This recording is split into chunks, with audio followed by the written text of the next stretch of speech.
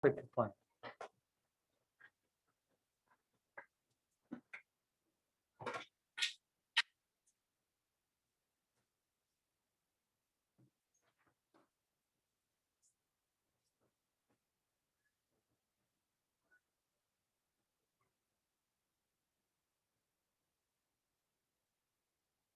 I tell you, today's gonna be fun. Sit at the edge of your seat for every problem. Ooh, what's the answer? I don't know. Let's find out.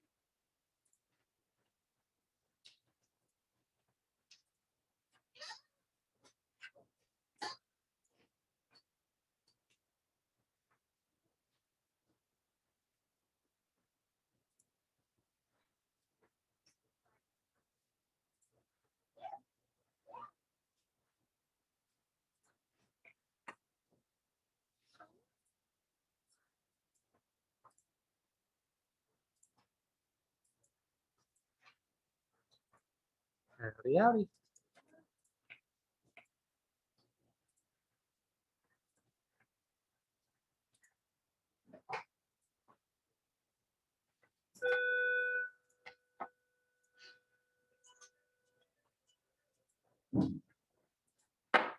All right.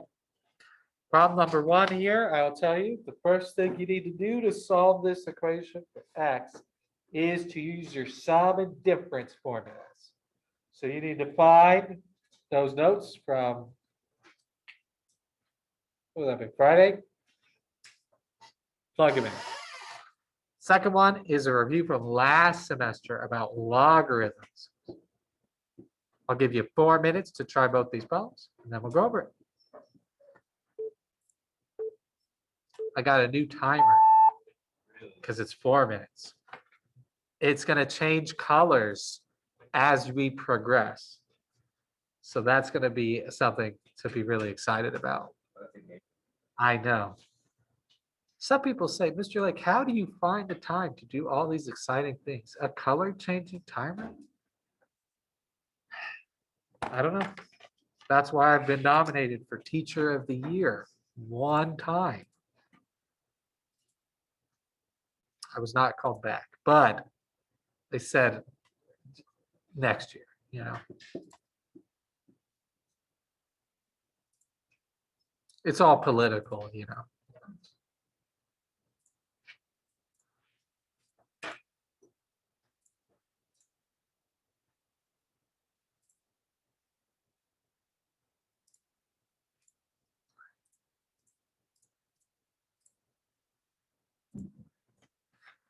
I am hungry.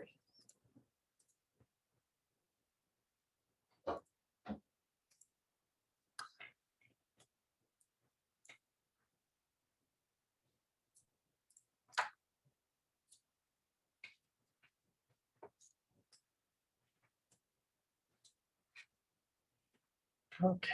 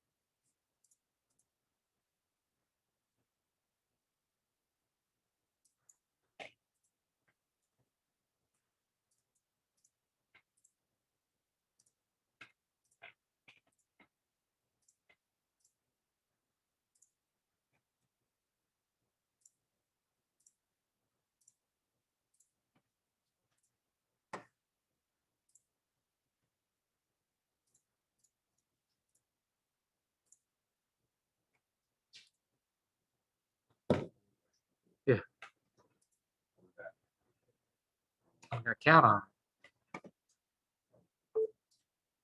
Uh-oh. Okay. To start this off, how do I make sure I don't forget that? That needs to definitely happen. I said the first thing you gotta do is use your sum and difference formula. So hopefully, if you look at your notes 5.4, you should find that when you're doing cosine, it's cosine, cosine, plus or minus, sine, sine, where you always just do the opposite of the symbol and sign. So this will be, this is U, this is V, cosine X, cosine pi over 2. And that was plus, so this will be minus sine X, sine pi over 2. Plus, same thing here, U, V, cosine X, cosine 3 pi over 2. And because there's a minus right here, we're going to do plus sine X sine 3 pi over 2 equals 1. So again, sum and difference formula is cosine, cosine, plus or minus, sine, sine. Switch the symbol in the middle.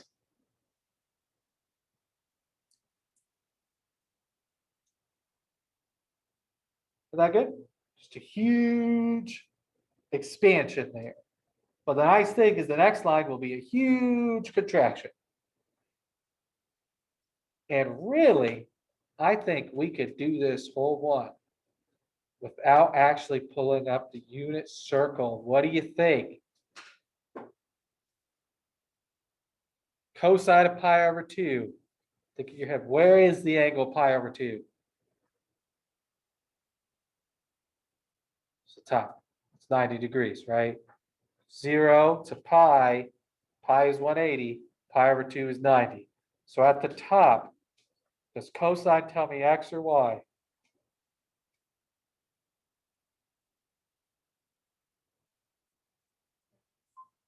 X. I don't know if there's a great way to remember that because it is super easy to mix them up. You have to go back to your geometry. Cosine is adjacent, and adjacent is the one next. It's like usually the flat one. But that's not even true sometimes when it's rotated weird. I don't know. But cosine is x. So what is the x value at the top? Well, just 0, right? That's on the y-axis. It's 0. So this is just 0. Hey, great. Gone. Sine of pi over 2 would be the y value at the top. The y value at the top is 1. So this is just -1 sine.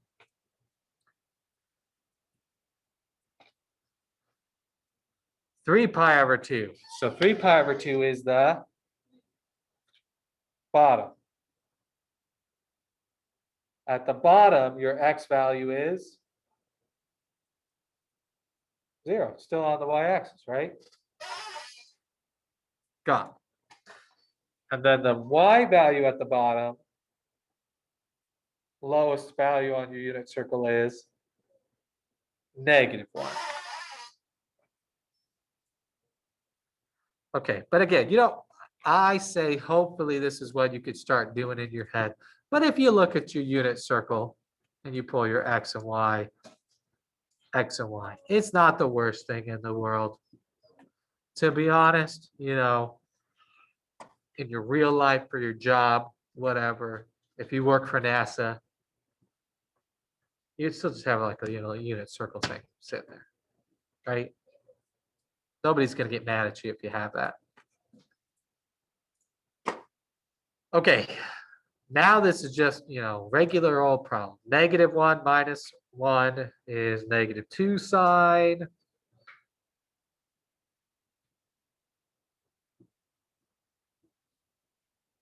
What should I do next? Divide by -2. Sine is -1/2. How do I get rid of the sign and just get x by itself? Inverse sine. Then you think, where on the unit circle is y negative a half? And I will show you another trick to help you start memorizing this. If you haven't noticed this pattern already. But negative a half, there are only three numbers besides 0, -1 that we have to worry about, right? A half, square root of 2 over 2, and square root of 3 over 2, right? There's only three. And they go in order of 1, 2, 3, right? Square root of 3 over 2 is the biggest. Square root of 2 over 2 is the medium amount, and then 1 over 2 is the smallest number. So if I'm thinking I want the y value negative a half, that's the smallest angle, the one closest. Or just pull up the chart. The one closest to the x-axis is 11 pi over 6 and 7 pi over 6. So x would be 7 pi over 6 plus 2 pi n and 11 pi over 6 plus 2 pi n.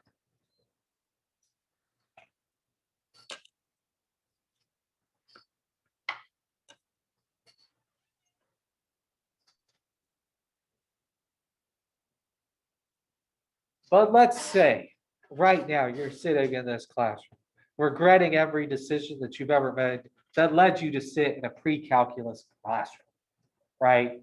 It's a Monday. You might be sleep deprived. And Mr. Lake just said a whole bunch of nonsense for 5 minutes. Is there any chance I could still pass this class? And there is. So you get the same answer in 30 seconds by grabbing cosine x plus pi over 2 minus, is it minus? I think it was plus. Who said minus? Suspect. X minus 3 pi over 2. And then y, remember, type the second part, the right half of the equal sign as its own equation, y equals 1. You might be thinking to yourself right now, Mr. Lake, if it's so easy to do it that way, why do we even go over how to do it by hand? And the answer is because I said so, okay?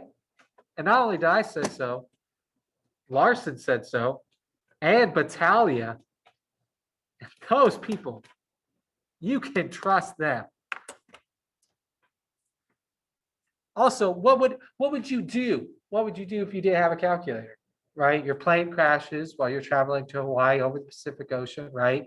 And you get onto a deserted island and you have to do your pre-calculus homework.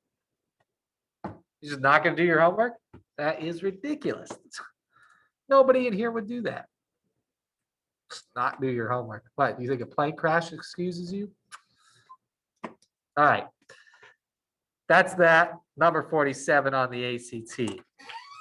To do number 47 on the ACT, we have to remember 2 logarithm rules from forever ago.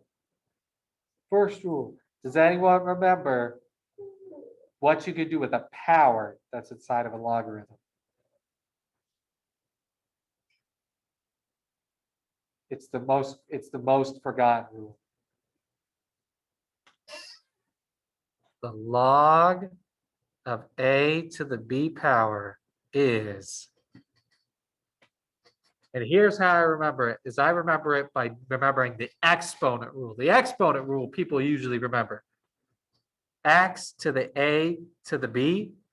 If I have a power to a power like 2 to the third, what do I do with the 2 and the 3? I multiply, right? That's the same as a power of 6. So this is the same. So if I have a power, the rule is I know I'm supposed to multiply by it instead. So you can move it to the front and multiply by it instead. So actually, if you know that 1 power rule, you have brought this question down to a 50-50 shot. Or 1 logarithm rule. Okay, second logarithm rule though if you have a half of log of 2x,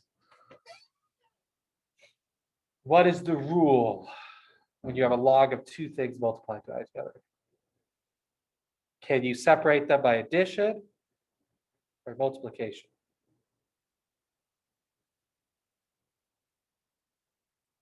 Again, if you use your exponent rules, it'll help.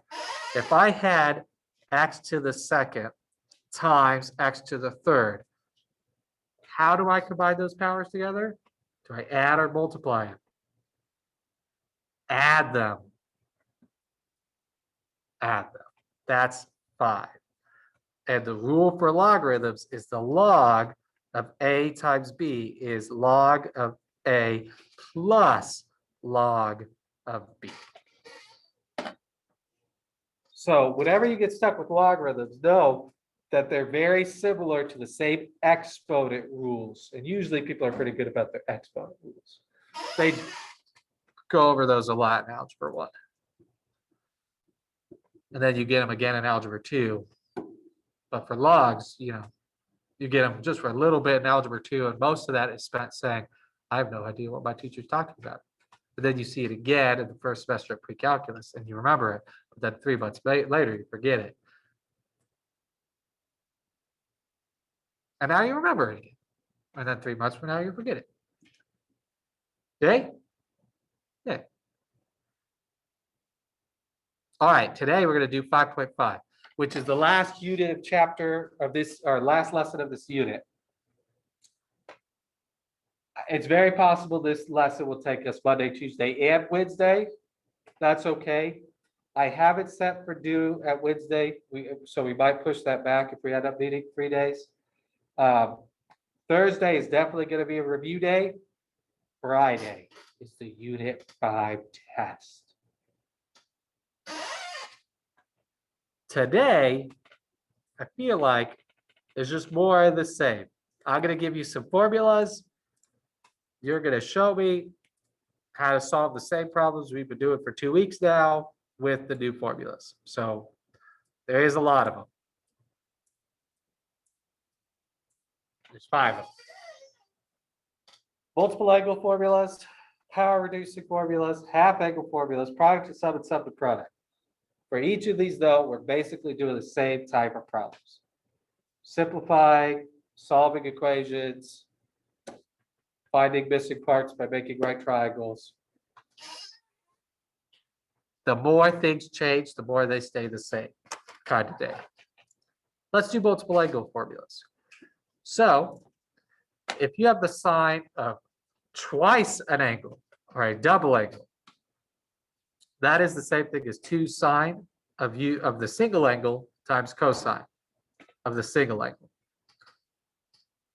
Tangent of 2u is 2 tangent u over 1 minus 2, or 1 minus tangent squared u.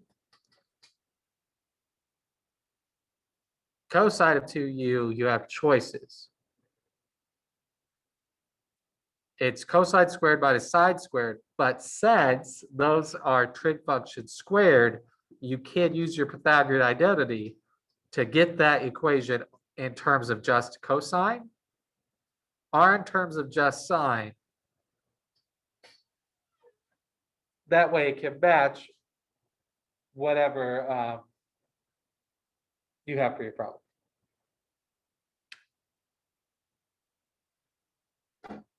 The nice thing about these formulas is you do not have to memorize them. You could forget them because these formulas are just the sum and difference formulas where u and b are the same number. You don't have to write this down, but let me show you what I mean. The sine of 2u could be written as the sine of u plus u. Right? Where this would be our u and this would be our v. And then this is just a sum or difference formula where it's sine, cosine, plus cosine, sine. But since it's just u for each one of these, Sine cosine is the same as cosine sine. So I get 2 sine cosines.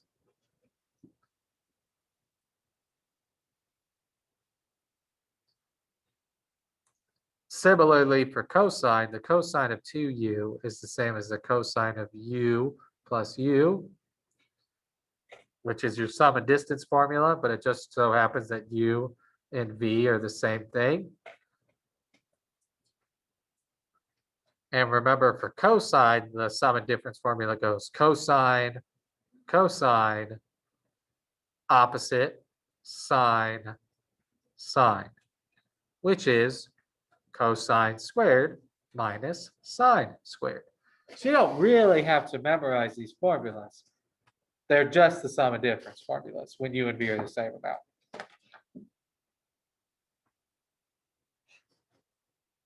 Yay? Yeah, isn't that nice? If you want to see more proofs of how they can use the Pythagorean identity to get these or to work this one out, the orange part of your book, the orange pages, will walk you through those proofs. I'm sure everyone in this class is dying to do that. Going to pull up to do extra reading for pre-calculus. All right, anybody need more time to write? Then let's do it. I'm excited. Let's solve an equation. So to solve this, same thing we've been doing for 2 weeks. The only difference is I'm going to start out with my new formula. This is a double angle, and I just wrote down in my notes that the sine of 2x is the same thing as 2 sine cosine.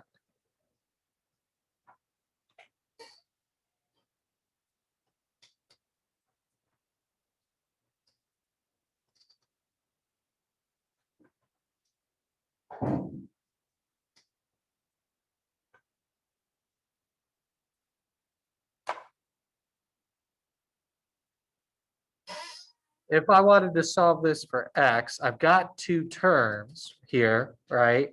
And what do you notice about these 2 terms?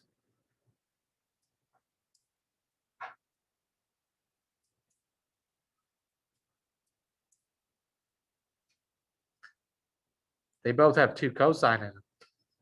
So I could factor that out. And what I'd be left with is 1 plus sine.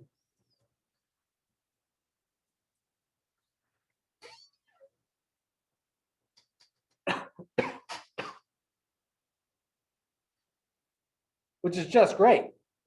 Because now if it's factored, I just set each factor equal to 0. And then I can solve each equation for x. Why are you doing this, Sue? Don't be like that.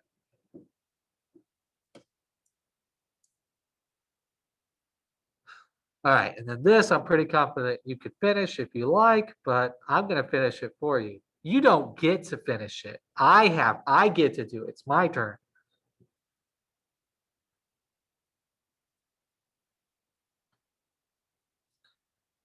Okay, never mind. I got bored. All right, what is cosine inverse of 0? Where on the unit circle is cosine 0? And we can do degrees. In degrees. What does cosine tell me on the unit circle? X. Where is x 0? At what degrees?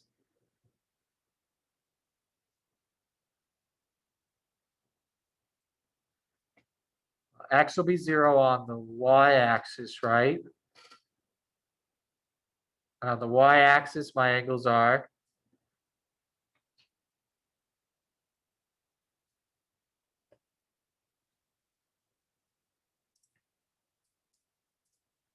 where's x 0?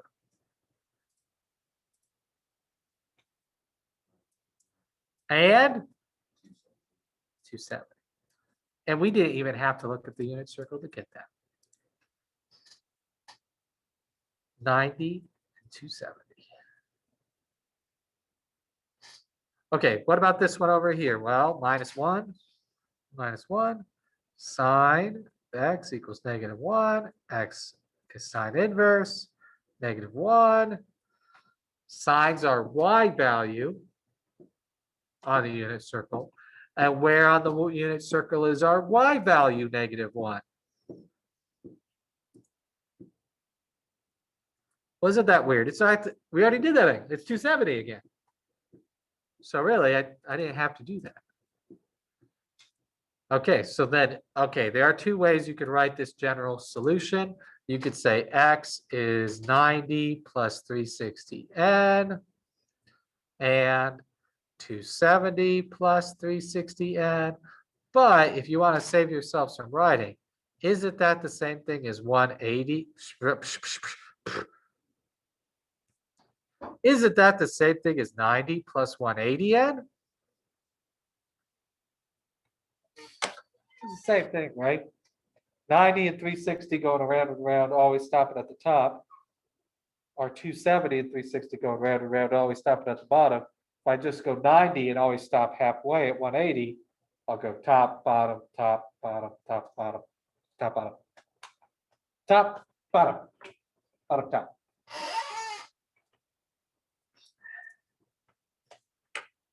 And you know what's astonishing about these problems, though?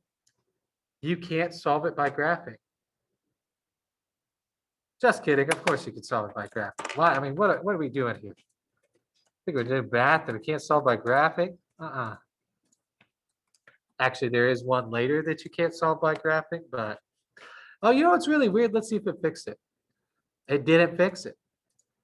This is the first time where you might actually have to do a little bit of work because this is pi over 2. This is 3 pi over 2, 4.712.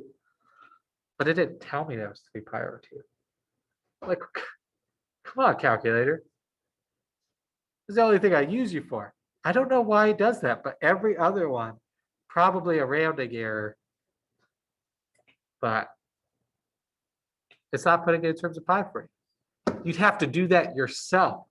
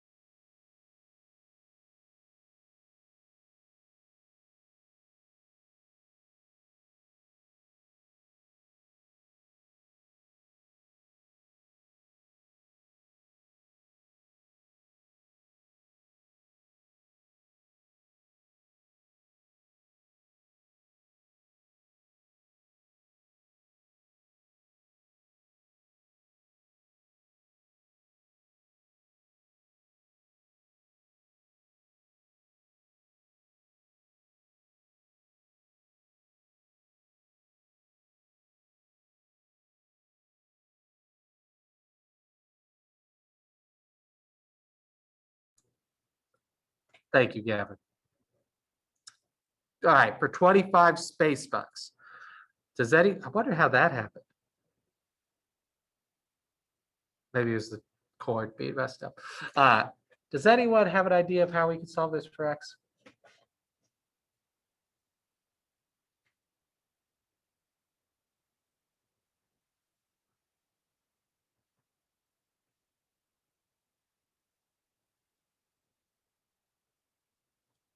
Note that we have a quantity squared, a quantity not squared, and a constant. You've seen these type of equations before. What type of equation is this?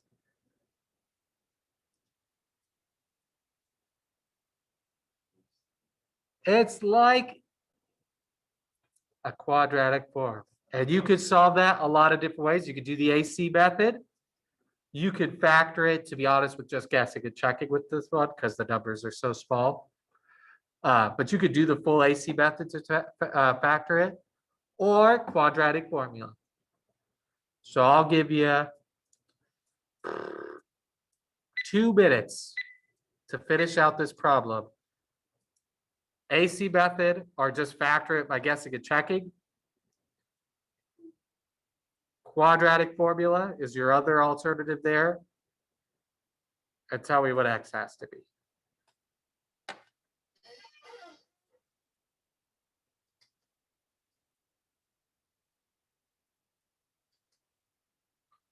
I'll give you a 30-second head start, and then I'll slowly start solving it in case you're stuck.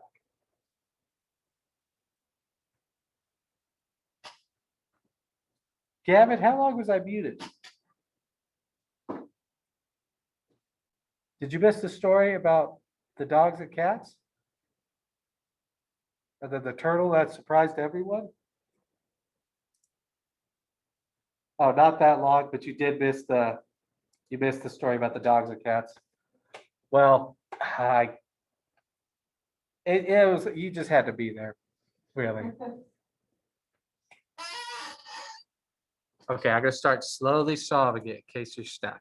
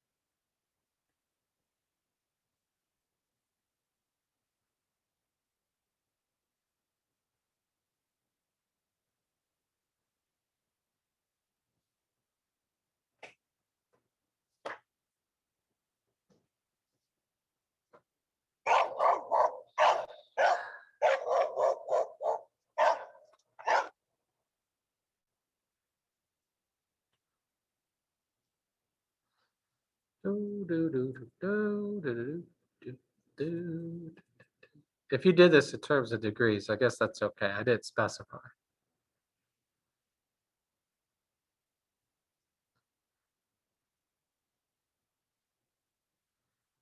Okay, the reason, so like I was just saying, well, if I was gonna factor this, I would honestly just do it by guessing and checking because there's not a lot of choices.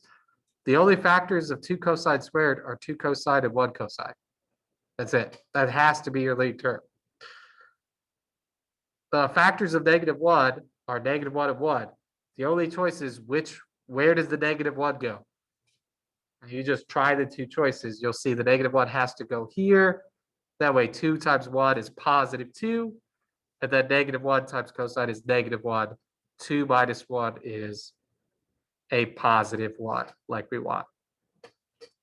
Set each factor equal to 0. solve for x, solve for x.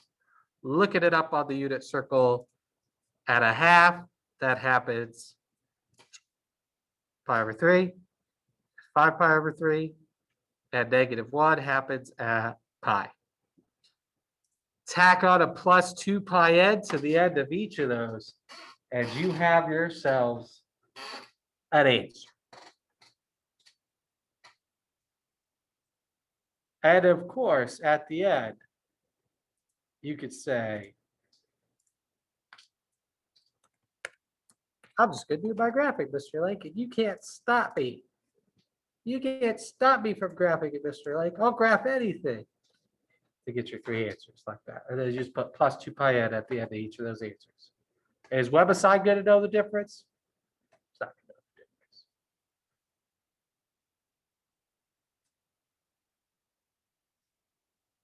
Questions on the guided practice?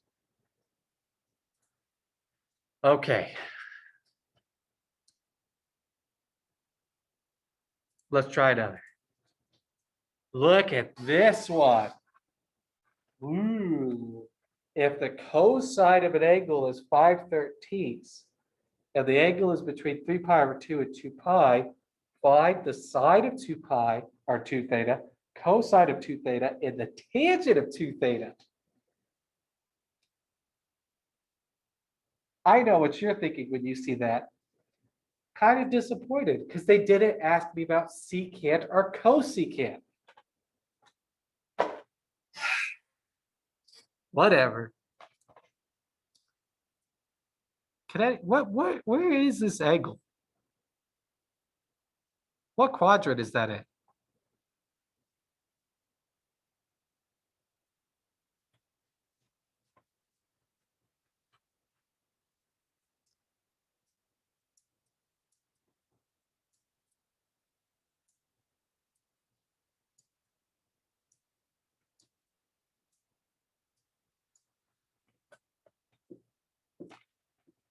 What quadrant's that in?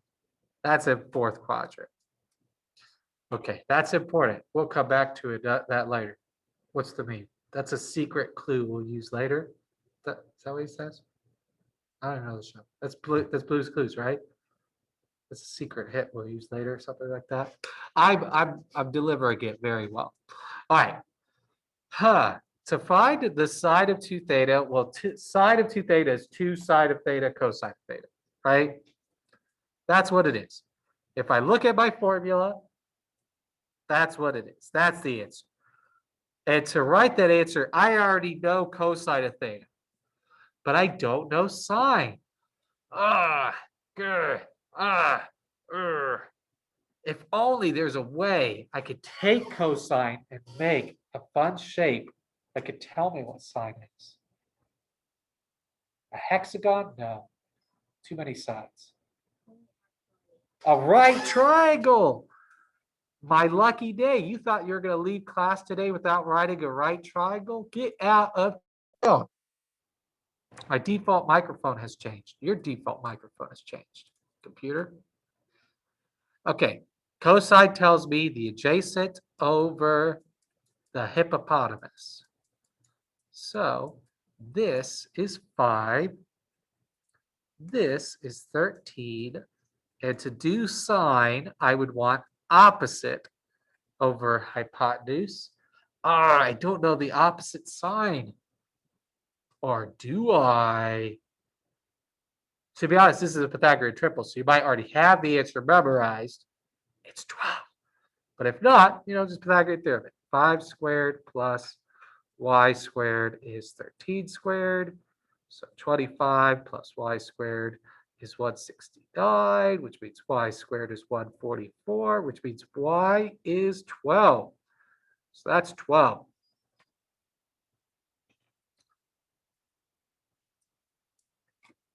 Everyone happy with that?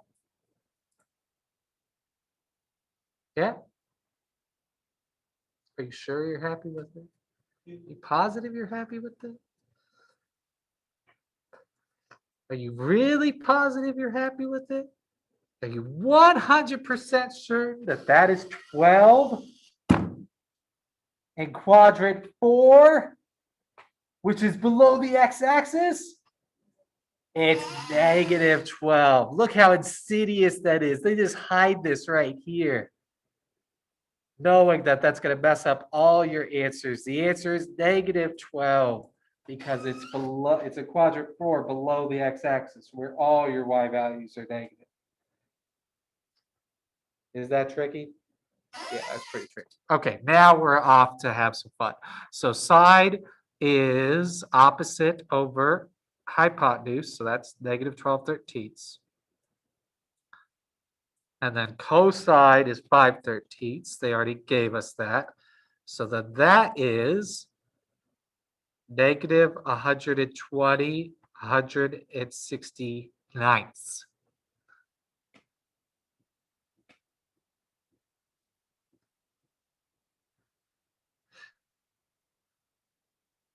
Okay. Cosine of 2 theta. Again, I'm going to use the second way of writing it just because. That's this formula. And this formula doesn't rely on sine. It only relies on cosine. And I know this is true. I know that it's 5/13. I may have messed up 12/13, right? And not did -12/13, but I know this one's true. So I would use this ideally, which is 25. That's 50 169ths minus 169ths over 169ths, which is -119 169ths.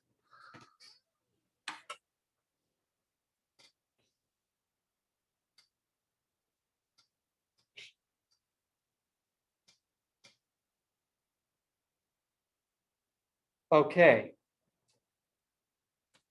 I have to give credit to this because I did this answer the hard way for first hour, but you get the benefit of a student saying, Mr. Lake, you dingus.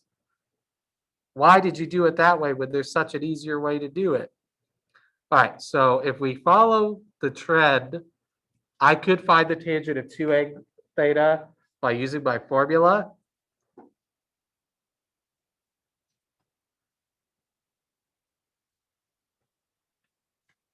Right? That's the formula copied down, where tangent would be opposite over adjacent. So it'd be -12/5. That's what I did for fifth hour or for first hour. And it does take most of the work just simplifying this. But there's an easier way. Tangent is just sine over cosine, right? I could instead do sine of 2 theta over the cosine of 2 theta and just divide my answers. Oh gosh, I'm running out of room. This is the worst thing that's ever happened to me. Okay. And then they both have a divide by 169 in the numerator, so we just cancel that out. Goodbye, divide by 169. Two negatives make a positive. The answer is 120 over 119. Done in 30 seconds compared to 5 minutes. Isn't that nice? That's nice. You could thank Brianna Mays for that.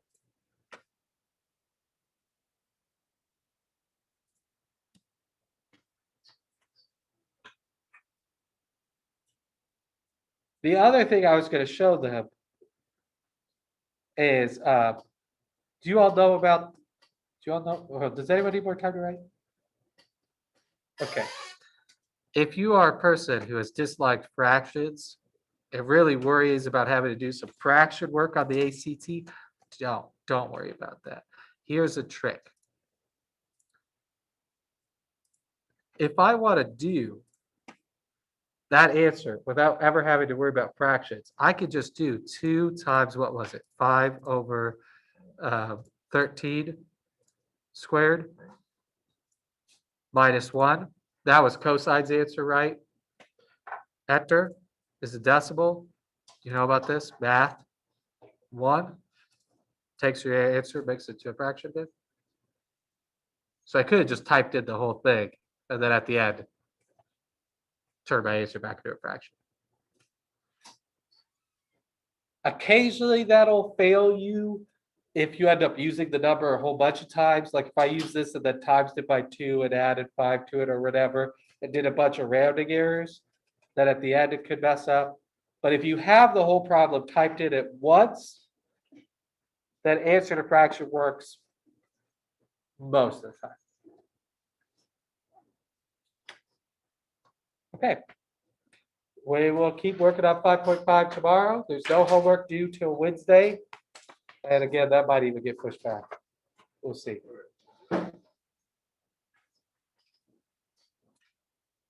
But, you should be able to do the multiple angle stuff. So if you wanted to start and do the first 2 problems, 3 problems, I think you'd be okay.